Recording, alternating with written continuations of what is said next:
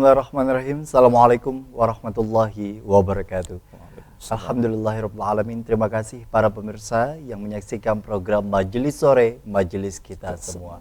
Bersama saya Gusti Muhammad Hermawan, dan pada kesempatan kali ini insyaallah kita kembali belajar tentang kajian-kajian Islami bersama dengan akademisi dari UIN Antasari Banjarmasin. Dan pada kesempatan kali ini kita akan membahas sebuah tema menarik, terutama di dalam suasana ibadah haji saat ini, terkait dengan filosofi perjalanan hidup manusia dalam ibadah haji.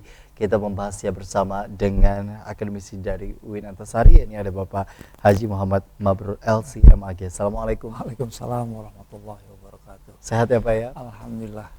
Alhamdulillah. Dan tentunya bicara mengenai agenda dalam bulan ini sendiri kan memang kita ketahui dalam masa-masa ibadah haji, yang tentunya juga kita akan kemudian juga istilahnya menghadapi kurang lebih 1 minggu lagi dalam kaitannya dengan agenda ibadah kurban Hari Raya Idul Adha, yang tentunya juga menjadi bagian yang paling istimewa dan ditunggu oleh masyarakat umat muslim.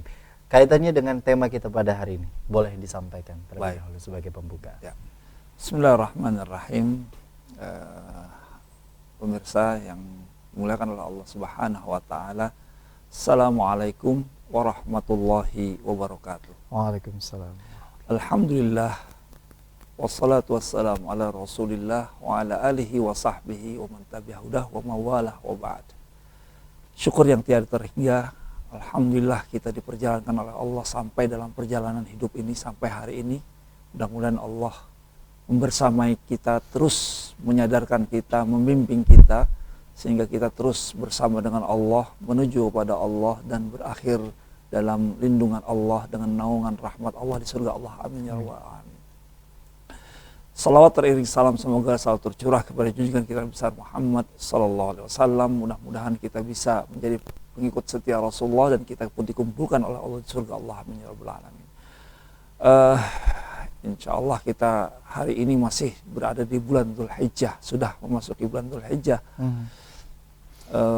Dan di dalam hadis ketika Ibnu Katsir menjelaskan tentang tafsir surat Al-Fajr, A'udzubillahi Bismillahirrahmanirrahim. Wal fajri wa layalin ashr wasyaf'i wal watr. Di situ Allah berfirman, demi waktu fajar, wal fajr wa layalin ashr, dan juga malam-malam yang 10, wasyaf'i wal watr, yang ganjil dan yang genap. Nah, Ibnu Katsir mensitir hadis yang disampaikan oleh Rasulullah SAW, diriwayatkan Imam Bukhari. Kita tahu Imam Bukhari adalah hadis yang derajat kesahihannya itu di bawah Al-Quran. Jadi kalau Al-Quran sahih, sudah mutawatir kesahih, kebenaran tidak ada keraguan lagi, la raiba fi. Nah, di bawahnya adalah Imam Bukhari. Dalam hadis disebutkan,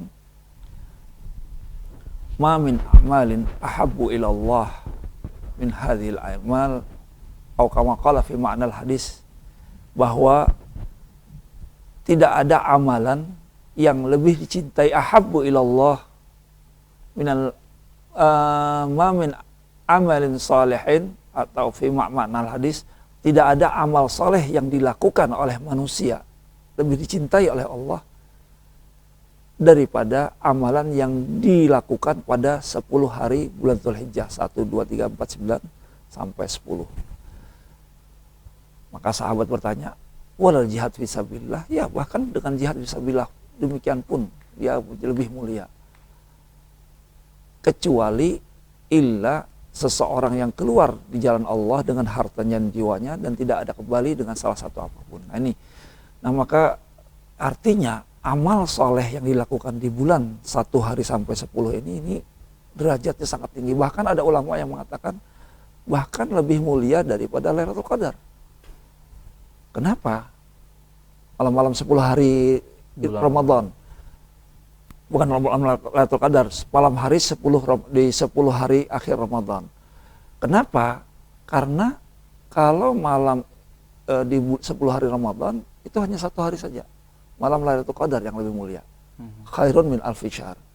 Tetapi ini lebih, seluruh amal soleh yang dilakukan dari tanggal 1, 2, 3, 4, 5 sampai 10 itu adalah lebih dicintai oleh Allah. bahkan lebih dicintai daripada jihad sekalipun. Nah ini, nah pertanyaannya kenapa? Nah itu kan itu, karena ada sejarahnya, bahwa pertama ada keterkaitan dengan ibadah kurban tadi disebutkan, yang kedua dengan terkaitan dengan ibadah haji, dan ibadah kurban dan ibadah haji adalah sesuatu yang terjadi di zaman dahulu, di zaman Nabi Ibrahim, dan dia adalah kakek para nabi. Nah ini yang tadi kita sebutkan dalam judul, bahwa ada filosofi kehidupan, bagaimana kita hidup. Allah ingin mengajari tentang bagaimana kita hidup di dalam perjalanan ibadah haji. Kita alhamdulillah di jamaah haji banyak yang berangkat tahun ini, bahkan ada tambahan kuota, bersyukur kita ini luar biasa, dan bersyukur bagi mereka yang bisa berangkat haji, dan mudah-mudahan pemirsa yang hadir, dan kita semuanya juga, kita semuanya bisa berangkat melaksanakan rukun Islam yang kelima, ibadah haji, bertemu dengan Ka'bah, tawaf, wukuf di Arafah. Nah ini ya, kalau kita tidak berkesempatan masih hadir di sini, artinya nggak berangkat ke Saudi, kita yang pemirsa yang ada di sini, artinya berada di Indonesia, artinya ya bukan berarti hikmah pelajaran haji itu tidak bisa kita dapatkan, tapi bisa juga kita dapatkan dengan apa, mempelajari, mendalami, menghayati, memahami tentang ajaran-ajarannya apa yang di dalam ibadah haji itu. Nah, dalam ibadah haji itu Allah ingin mengajarkan kepada kita tentang bagaimana Anda hidup, bagaimana hidup dalam kehidupan dunia ini. Dan kalau kita bisa mendapatkan poin, nilai-nilai, hikmah-hikmah dalam ibadah haji ini, maka insya Allah kita akan selamat di dunia dan akhirat. Bukan hanya di dunia, di dunia dan akhirat. Bukan hanya di akhirat, di dunia dan di akhirat. Nah itu apa? Jadi kalau ibadah haji itu dimulai dari yang pertama adalah memakai pakaian ihram, kemudian yang kedua wukuf di Arafah, kemudian adalah melontar jumrah dan mabit di Mina. Nah setelah selesai, nah ini yang kadang-kadang ada pertanyaan, apa bedanya haji dengan umroh? Maka umroh dan haji samanya di terakhir saja, di tawaf dan sa'i. Nah, karena ibadah umroh itu melaksanakan tawaf, kemudian melaksanakan sa'i. Nah ini, dan kemudian tahallul. Nah 5 agenda ini, 5 kegiatan ini memberikan pelajaran kita tentang bagaimana kita hidup di dunia ini. Yang pertama, wukuf di Arafah. Ini miniatur daripada padang mahsyar, di mana nanti di akhir perjalanan hidup manusia setelah wafat, meninggal, masuk kubur, masuk alam barzah, menunggu penantian sampai semuanya selesai, semuanya makhluk sudah selesai dilahirkan ke dunia, yang di alam zar sudah selesai di dunia, baru Allah akan membangkitkan semuanya. Pertama, tiupan pertama adalah menghancurkan semuanya, mematikan semuanya, dan yang berikutnya adalah menghidupkan kembali. Nah, miniaturnya ada di padang mahsyar. Itulah kenapa kita kemudian di padang Arafat itu tidak memakai pakaian kecuali hanya 2 lembar kain. Nah itu filosofi daripada, artinya itu akhir perjalanan hidup Anda. Itu nanti kita urai apa maknanya. Yang kedua adalah melontar jumrah Aqabah. Artinya kita di situ bagaimana Nabi Ibrahim alaihissalam ketika akan melaksanakan perintah Allah digoda oleh setan, dan kemudian Nabi Ibrahim dengan Ismail melontar, menjauhkan. Nah, ini adanya filosofinya adalah menjauhkan hal nafsu, godaan setan harus dijauhi. Nah itu. Setelah melontar jumroh, berikutnya adalah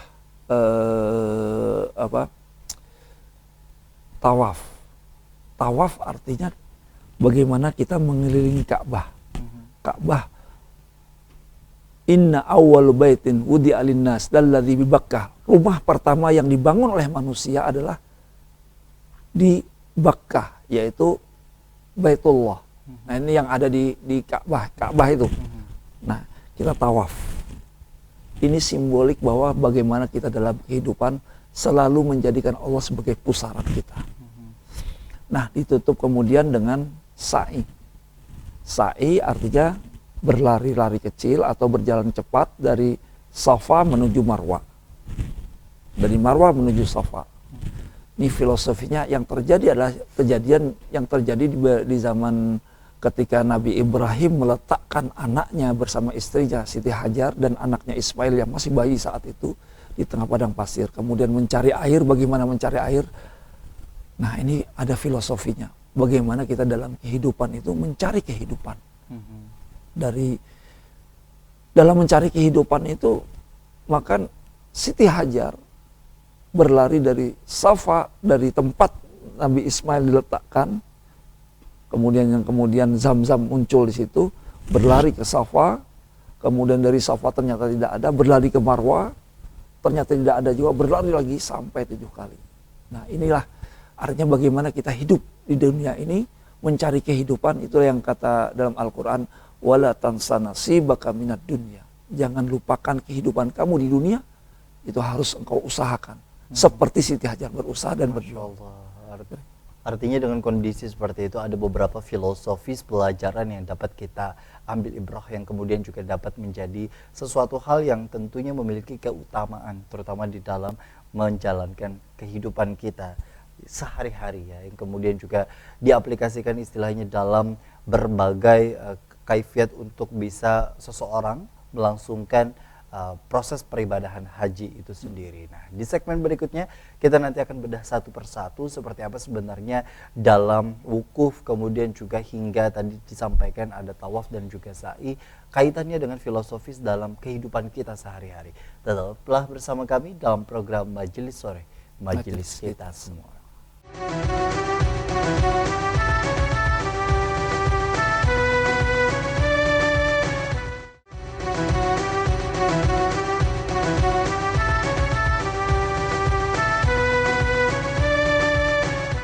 Terima kasih Anda masih bersama kami dalam program Majelis Sore, Majelis Kita Semua. Belajar mengenai agenda atau proses yang ada di dalam peribadahan haji yang kemudian juga kita impikan semua, seluruh umat muslim impikan semua untuk menunaikan rukun Islam yang kelima ini, yang tentunya juga ternyata bagian dari filosofis hidup yang kemudian sudah dihadirkan dalam masa-masa sejak hadirnya Nabi Ibrahim dengan berbagai peristiwa yang terjadi yang bahkan tertulis di dalam Al-Quran itu sendiri. Kalau kita bicara mengenai wukuf yang mungkin bisa kita ambil satu persatu dari poin-poin yang tadi disampaikan begitu Pak. Wukuf ini sendiri kan memang bagian yang istilahnya menjadi khas tersendiri haji yang kemudian juga menjadi pembeda istilahnya. Salah satu pembeda yang paling besar adalah hadirnya wukuf antara haji dengan umroh itu tadi.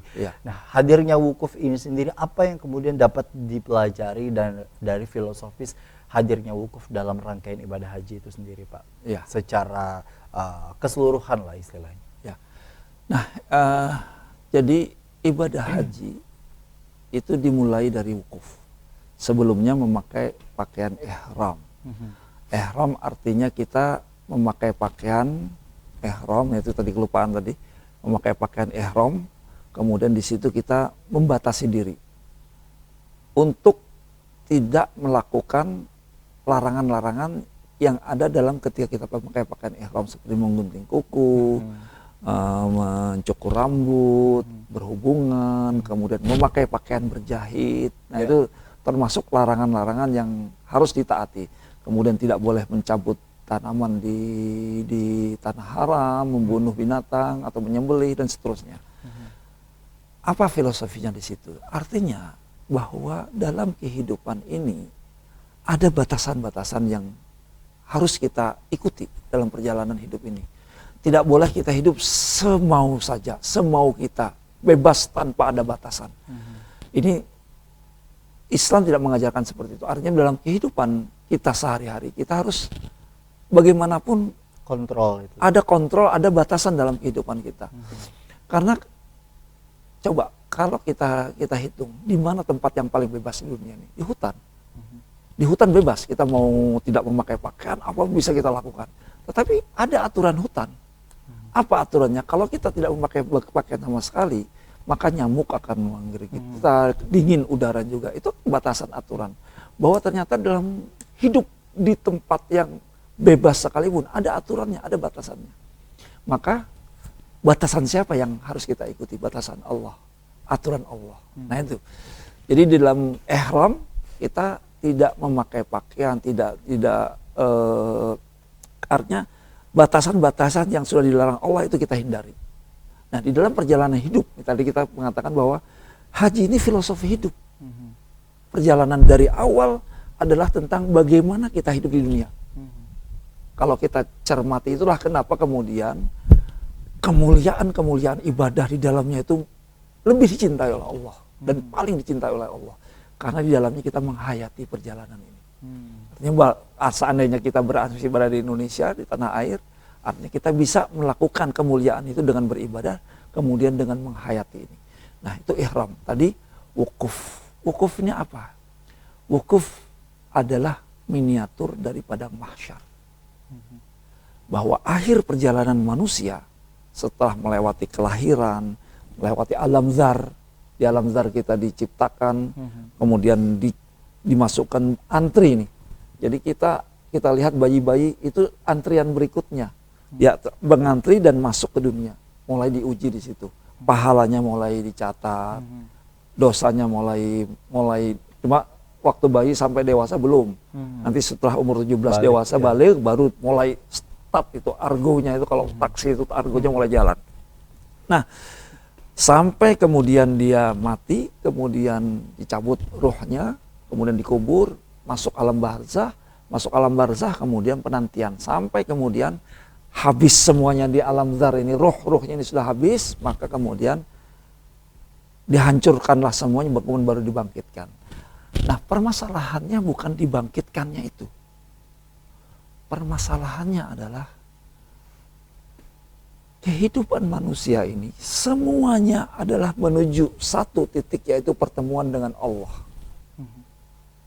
Pertemuan dengan Allah Subhanahu wa taala. Semuanya. Dalam surat Al-Insyiqaq, idza samaa'un syaqqat wa adzinat li rabbiha wa haqqat wa idzal ardu muddat wa alqat ma fiha wa tahallat wa adzinat li rabbiha wa haqqat ya ayyuhal insan innaka kadihun ila rabbika kadha. Allah menyampaikan ketika langit terbelah, ketika bumi mengeluarkan. Maka Allah berfirman di situ, innaka kadir, wahai manusia, setiap kalian menuju sebuah perjalanan, mentapaki sebuah perjalanan, ila rabbika, kepada Tuhanmu, kadha, famulaki, akan bertemu. Masalahnya bukan di pertemuan itu.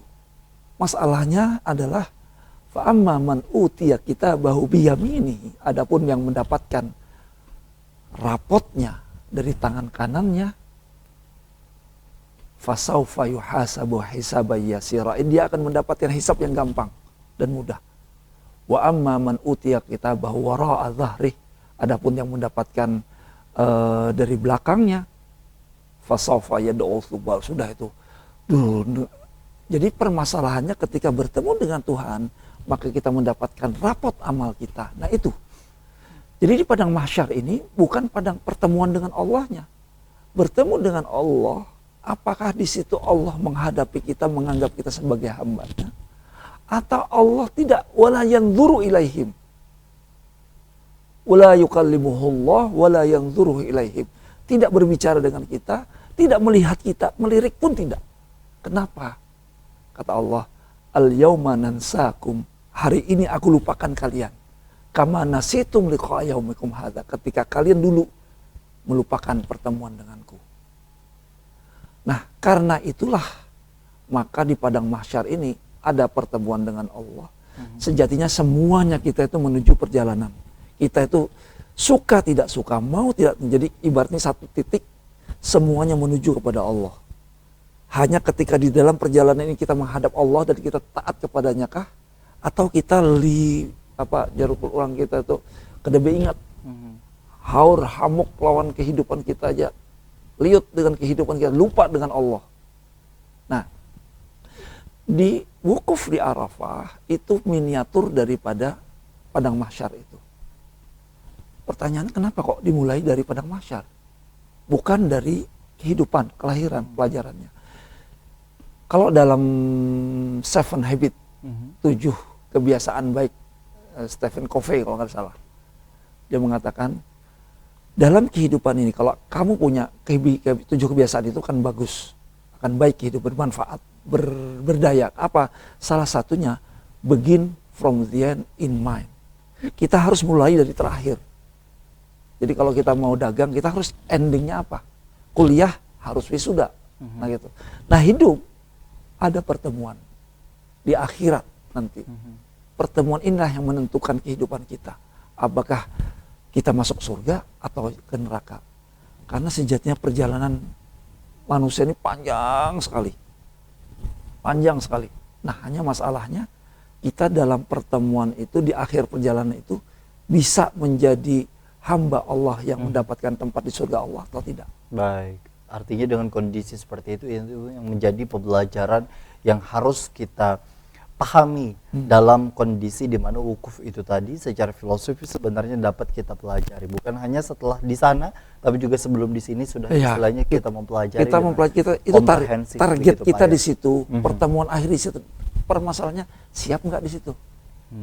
Kita harus mempersiapkan di dunia. Nah itu artinya ingat bahwa akhir pertemuan perjalanan Anda itu berujung di situ, maka untuk di situ nanti persiapannya yang harus dibekal. Pertama, kitabnya nanti harus ada diserahkan dalam tangan kanan, atau mungkin ketika kita membuka catatan amal kita itu kita berbahagia. Nah itu artinya kita dan itu yang menjadi harapan bagi kita semua begitu ya. Seharusnya begitu. Cuma Baik. kebanyakan kita kadang-kadang lupa. Baik. Lupa bahwa perjalanan ini adalah perjalanan menuju Allah, perjalanan menuju akhirat.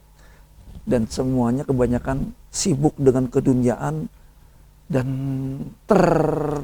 terlenakan. Dan kemudian tadi akhir tadi Allah berfirman, al-yauma nansakum, kamu dulu lupa dengan aku, sekarang aku enggak, aku abaikan. Coba, dia yang menentukan kita, dia yang kita harapkan, ternyata tidak mengabaikan kita. Rasanya saat itu sedihnya luar biasa. Dan itu yang kemudian juga insya Allah menjadi pengingat untuk kita begitu ya. Terkadang dengan kondisi di mana kita sibuknya akan dunia terhadap pekerjaan dan lain sebagainya, tentu kita harus sebagai umat muslim yang baik yang tentunya juga dapat mengambil ibrah itu tadi dari salah satu rangkaian ibadah haji yang tentunya juga dapat kita pelajari dengan baik dan kemudian juga secara khidmat kita pelajari. Ada dua tadi, yakni ada ihram dan kemudian juga adanya wukuf. Nah selanjutnya kita nanti akan melihat lagi rangkaian-rangkaian ibadah haji lainnya yang tentunya mengandung filosofis tersendiri terhadap aktivitas keseharian kita yang insya Allah dapat menjadi sebuah ilmu dan menjadi sebuah amal yang baik untuk kita lakukan di kehidupan sehari-hari. Usai jeda tetaplah bersama kami dalam program Majelis Sore, Majelis kita semua.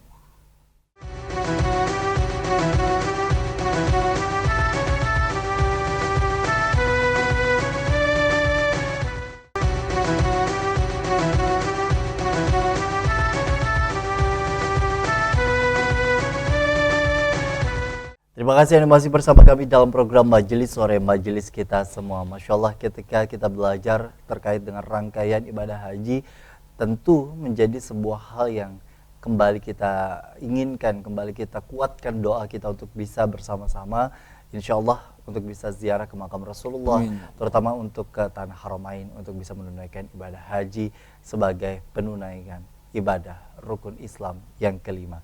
Dengan hadirnya beberapa rangkaian yang tadi sudah disampaikan, tentu ternyata mengandung berbagai kandungan filosofis dan nilai-nilai yang bisa kita ambil hikmah dan ilmunya untuk kita amalkan dalam keseharian kita. Kalau dilihat dari sejarahnya, memang sejarah dari yang apa sudah dilakukan oleh para nabi begitu ya Pak ya. Filosofinya kembali kepada sejarah yang terjadi di zaman Nabi Ibrahim, Nabi Ismail. Betul, dengan kondisi seperti itu yang kemudian juga mengingatkan kita bukan hanya terkait dengan apa yang harus kita persiapkan, tapi apa yang sudah terjadi sejauh ini di Tanah Haramain yang tentunya juga menjadi menambah rasa cinta kita kepada rindu kita kepada para anbiya, kepada para rasul yang tentunya juga hadir di Tanah Haramain sana.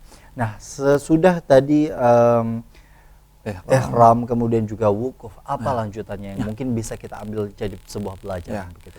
Jadi ini penting untuk mereka yang mudah-mudahan nanti mungkin tahun depan Amin. bisa melaksanakan ibadah haji, yang ikut manasik haji. Nah kemudian berikutnya adalah setelah memakai pakaian ihram, kemudian wukuf di awal perjalanan berikutnya. Setelah wukuf, jadi wukuf itu dimulai ketika terhitungnya kalau jemaah datang sebelum sehari tanggal 9. Tanggal 9 dari malam 9 sampai pagi 9. Nah, terhitung mulainya itu dari tergelincirnya matahari sampai maghrib. Nah, itulah wukuf. Jadi tergelincir matahari sampai maghrib itu yang terhitung wukuf. Yang harus kita berada di dalam padang Arafah. Nah, kemudian setelah itu maghrib, maka jamaah haji berangkat ke Musdalifah. Mabit sebentar di sana, harus sampai pertengahan malam. Pertengahan malam itu artinya dari subuh dengan maghrib dibagi 2. Jadi bisa jadi jam 11 lewat atau jam 10 lewat, tergantung kapan maghribnya, kapan subuhnya. Kemudian setelah pertengahan malam, di Musdalifah mengambil batu, kemudian berangkat ke Mina menuju Jumratul Aqabah. Jumratul Aqabah ini jumrah yang paling besar. Jadi ada Sughra, Wusta, dan Aqabah. Jadi yang ditarget adalah Al-Aqabah. Nah, di situ melontar sebanyak 7 kali. Nah, setelah itu melepaskan kain ihram. Nah, artinya ini tahallul pertama. Mungkin ada yang gundul, ada potong. Nah, memakai boleh setelah Jumratul Aqabah itu sudah selesai satu tahapan daripada ibadah haji. Nah, apa filosofinya? Jumratul Aqabah, Wusta Aqabah ini ada peristiwa, yaitu ketika Nabi Ismail dan Nabi Ibrahim ketika mendapatkan perintah dari Allah Subhanahu wa taala, ketika Nabi Ismail berada masih muda, kemudian Nabi Ibrahim bermimpi. Falamma balagha ma'ahu As-Saffat ayat 102.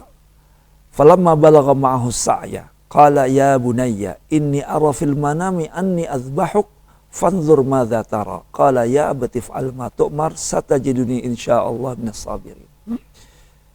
Ketika dewasa Nabi Ismail alaihissalam, maka ayahnya bermimpi dan berujar kepada anaknya, ya bunayya, wahai anakku, inni ara fil manam, tadi malam aku bermimpi, anni azbahuka, bahwa aku menyembelih engkau.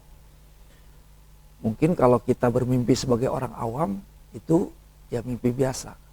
Tetapi ketika para nabi bermimpi, mimpi itu adalah wahyu. Ketika itu wahyu, itu berarti perintah dari Allah. Aku harus menyembelih engkau. Kalau kita kira-kira dapat mimpi orang tua kita bertanya kepada kita bagaimana? Belum kawin bahai, belum bisa apa-apa lagi, belum menikmati hidup lagi. Nah itu mungkin yang, tapi ini fanzur madza tara, kira-kira apa pendapat engkau wahai Ananda Ismail?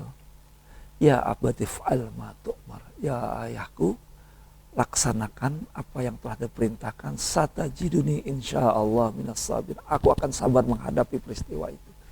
Nabi Ismail tidak mengatakan aku kuat ya, aku tahan aja, kada apa-apa. Kada. Satajiduni insyaallah, engkau akan temui aku dalam keadaan sabar insyaallah.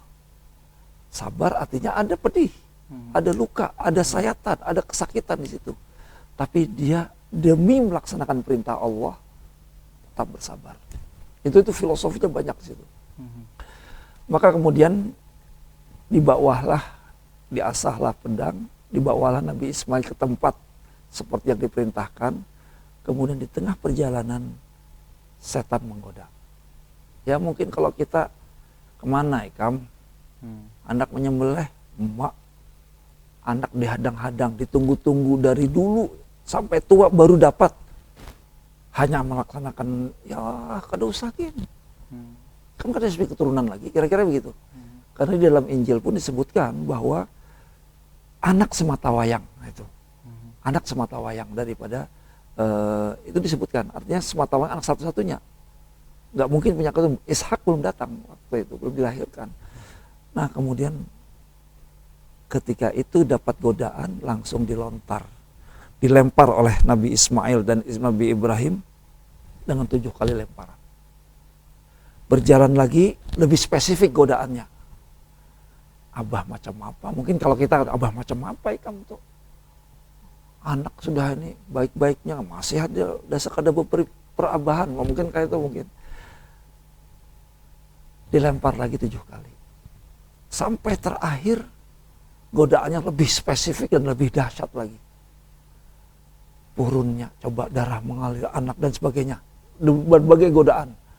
Nah, pada saat itu ya ibaratnya ya, mungkin ibaratnya itu setan itu bersembunyi di balik batu. Maka kemudian kalau boleh kita ilustrasikan, ini dinding, maaf ya, ini buku. Di sini ada yang sekarang jumrohnya itu harusnya itu begini.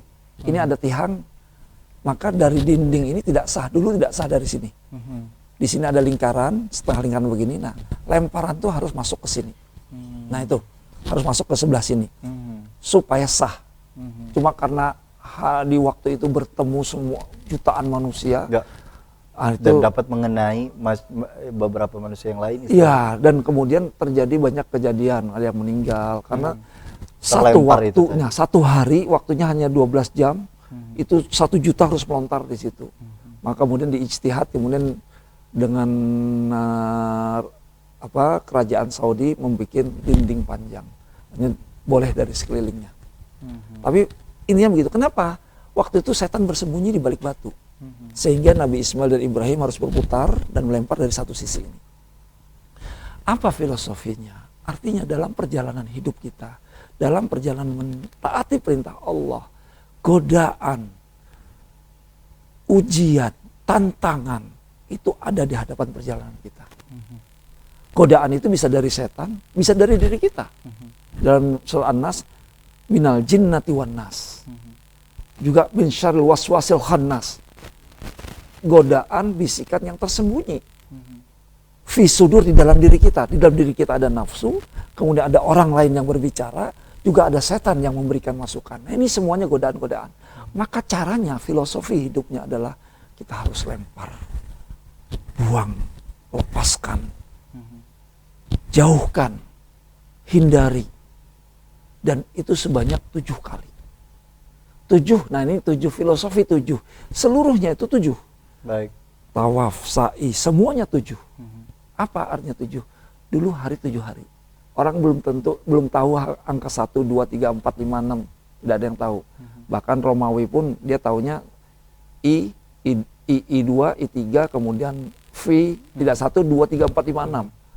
Jadi sampai 7 kembali ke 1. Jadi 7 itu adalah maksimal. Angka maksimal, angka terbanyak. Langit 7 lapis langit, bumi 7 lapis bumi. Penciptaan 7 hari. Nah itu semuanya 7 itu artinya tawaf pun 7. Sa'i 7, melontar 7, artinya maksimal. Apa artinya? Dalam menjauhkan, melempar, maksimal kita. Jangan setengah-setengah. Godaan akan datang, godaan akan berhadapan kita tuh tantangan, godaan, cobaan, semua akan ada, maka kita harus singkirkan semuanya. Nah itu filosofinya. Singkirkan dan harus bersikap sabar dalam menjalaninya. Dalam rangka melaksanakan perintah Allah. Dalam rangka melaksanakan perintah Allah. Masya Allah. Artinya dengan kondisi di mana ketika orang melaksanakan ibadah haji dan kemudian tahu filosofisnya, maka proses rangkaian demi rangkaian yang kemudian juga dijalani ini akan terasa lebih nikmat dan lebih khidmat serta khusyuk begitu kan, lebih khusyuk dengan kondisi di mana kita lebih paham seperti apa situasi, bukan hanya dalam hal manasik tata cara kaifiatnya begitu Pak ya, tapi secara filosofis dan historical ya atau sejarahnya yang kemudian kita tahu ini menambah rasa cinta dan menambah rasa ta'zim kita kepada para anbiya dulu yang kemudian juga begitu berjuang sampai secara langsung istilahnya berhadapan dengan setan dengan kondisi di mana betul-betul melawan godaan yang kemudian juga sudah disampaikan itu tadi. Dan kita tahu juga belajar dari Tauf dan Sa'i, begitu banyak pelajaran yang kemudian kita dapatkan, bukan hanya istilahnya kemudahan pada saat Allah ingin memberikan kenikmatan, tapi harus akan ada ikhtiar dan doa yang kemudian menjadi bagian satu kesatuan untuk kita bisa mendapatkan, tidak secara instan tapi betul-betul hasil dari jerih payah yang harus kita upayakan, bukan hanya dalam hal duniawi namun juga secara ukhrawi atau secara akhirat yang tentunya juga kita patut berlomba-lomba insya Allah bagi menjadi muslim yang insya Allah taat bagi kita semua. Dan ini kan memang menjadi PR istilahnya ya Pak ya, untuk kita seumur hidup, yang tentunya juga menjadi proses perbaikan diri yang secara terus-menerus bagi yang sebelum naik haji atau bahkan bagi yang sesudah menunaikan ibadah atau haji yang ini. mungkin tidak mungkin kayaknya berangkat haji pun bisa kita mengambil pelajaran dari cerita ini, dari perjalanan haji ini. Dan kita harapkan dengan mengetahui akan filosofis pembelajar ibadah haji ini sendiri, setidaknya ini menjadi bekal untuk kita kapanpun ketika Allah sudah panggil dan tetapkan untuk kita bisa berangkat, insya Allah kita sudah mengetahui dan insya Allah sudah mulai mempersiapkan. Jadi sebelum kita berangkat kita sudah tahu filosofinya, ketika berangkat itu sudah tinggal menjalani aja kira-kira. Tinggal menjalani dan kemudian menambah istilahnya kekhusyuan dan menambah rasa kekhidmatan kita dalam menunaikan ibadah ke tanah suci. Insya Allah kita semua diberikan kemudahan. Dan segmen berikutnya tetaplah bersama kami dalam program Majelis Sore, Majelis Kita Semua.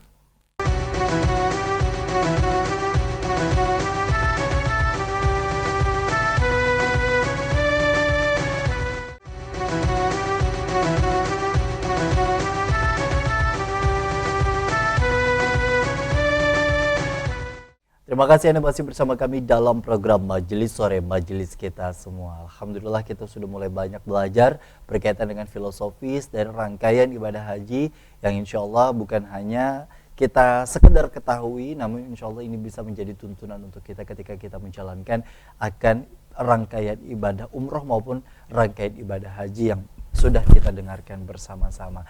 Dalam kaitannya pelaksanaan ibadah haji ini sendiri kan sekali lagi menjadi idaman bagi semua umat muslim di seluruh dunia dan siapapun. Dan kemudian juga ketika panggilan itu memang betul-betul sudah sampai, tidak melihat secara komprehensif istilahnya orang itu apakah memiliki materi yang cukup atau tidak, dan karena semua tidak ada jaminan gitu ya Pak ya. Ya dengan kondisi di mana kita banyak belajar dengan filosofis itu, lalu kemudian kapanpun kita sudah mulai bersiap untuk bisa istilahnya mempersiapkan diri akan bekal untuk kita bisa berangkat umroh, terlebih ibadah haji, apa hal yang mungkin harus kita benahi dalam hal niat begitu Pak? Terkait sudah sejarahnya kemudian sudah kita ketahui, kemudian kaifiatnya kita belajar dari manasik, dari buku, dari kitab, lalu kemudian sebelum berangkat, nah untuk membenahi niat ini sendiri, niat apa yang mungkin menjadi hal utama dalam ketika kita menunaikan ibadah umrah atau ibadah haji itu tadi? Jadi bagaimana kita akan memulai perjalanan nanti ketika kita akan berangkat. Satu hal yang paling penting dalam ini masuk dalam ritual berikutnya, yaitu ketika kita tawaf. Tadi kan setelah wukuf, kemudian Musdalifah, kemudian ke Mina, melontar, kemudian tahapan berikutnya selesai melontar, tahallul, melontar kemudian 3 hari, ada yang 2 hari, jadi 11-12 itu melontar tiga-tiganya. Kalau yang 10 itu hanya satu aja, yaitu Jumratul Aqabah. Yang berikutnya Ula Wusta Aqabah, Ula Wusta Aqabah. Nah kalau misalnya rasa cukup, sudah kepanasan atau merasa cukup, pulang. Atau mau masih kurang, masih rindu ingin berada di Mina, bisa ke 13, yaitu di hari tasyrik. Nah setelah itu apa yang dilakukan? Tawaf dan sa'i. Nah ini. Jadi ketika kita akan berangkat haji, satu hal yang harus kita bahwa yang akan kita temui ini adalah Allah. Tadi kita di dalam surat Al-Insyiqaq itu semuanya manusia itu sejatinya sadar dia berjalan menuju kepada Allah. Hanya ketika dia berjalan menuju kepada Allah, apakah dia menjadikan Allah itu sebagai pusaran, sebagai sebagai sumber inspirasi, sumber perintah, sumber kita melakukan keikhlasan itu.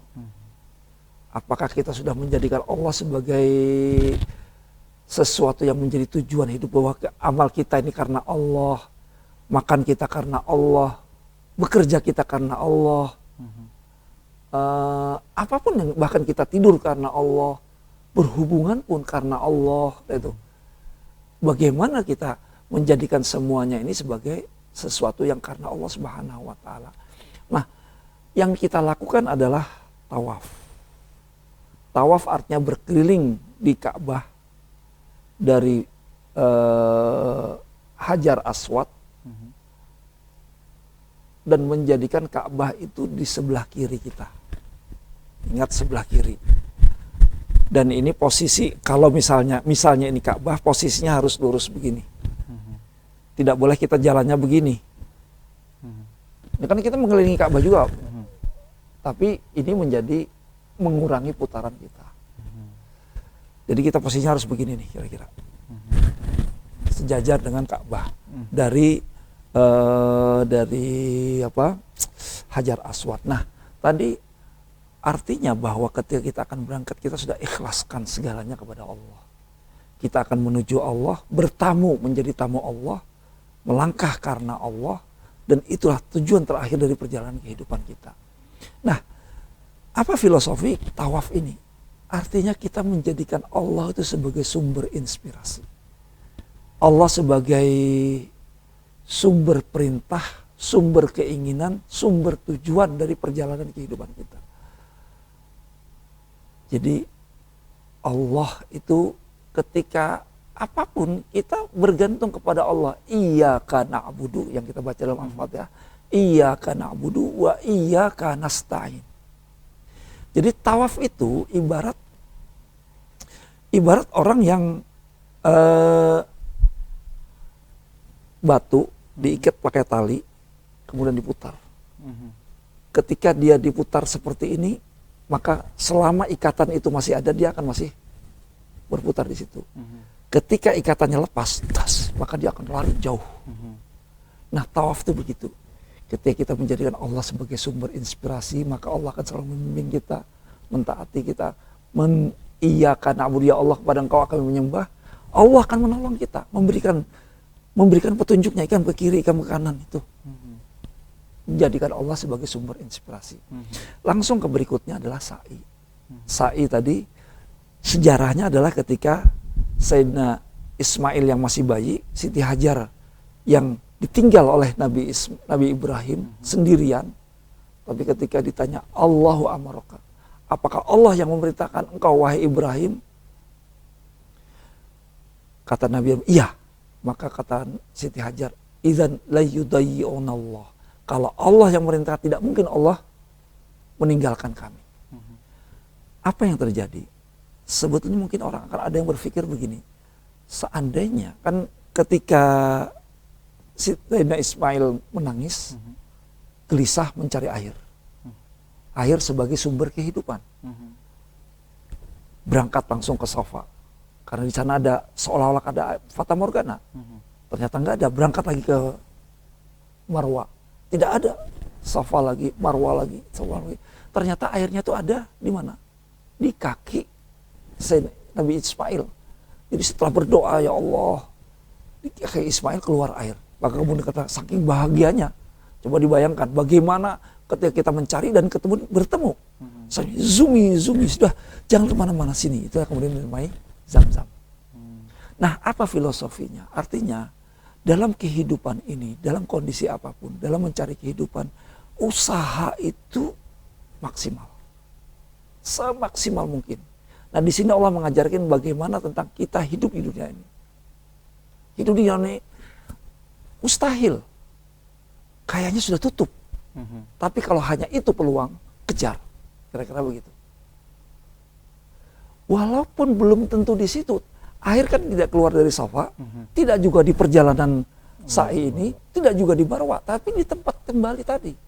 Allah ingin melihat usahanya. Sejauh mana kita telah berusaha semaksimal mungkin. Allah ingin melihat effortnya apa.